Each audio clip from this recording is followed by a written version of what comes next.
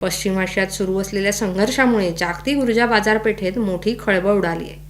America, Israel आणि Iran यांच्यातील वाढत्या तणावामुळे जगातील सर्वात महत्त्वाच्या समुद्री मार्गांपैकी एक असलेल्या हॉर्मुझ सामुद्रधुनीवर संकटाचे ढग दाटून आले. या मार्गातून जगातील मोठ्या प्रमाणावर कच्च्या तेलाची वाहतूक केली जाते.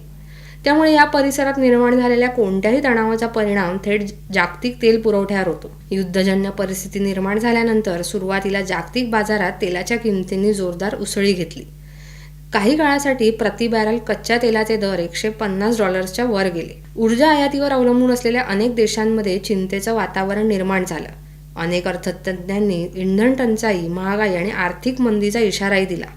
मात्र याच काळात एक अशी घडामोड झाली जिने परिस्थिती काही प्रमाणात बदलली, आणि ती म्हणजे चीनने कच्च्या तेलाच्या आयातीत केलेली मोठी कपात.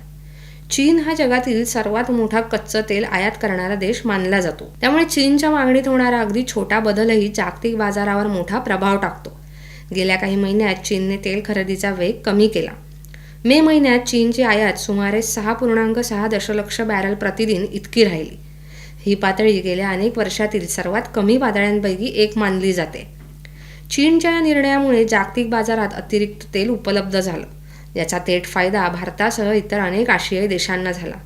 चीनने कमी खरेदी केल्याने रशिया, आफ्रिका, अमेरिका आणि काही पश्चिम आशियाई देशांकडून उपलब्ध होणारा पुरवठा इतर देशांकडे वळू लागला.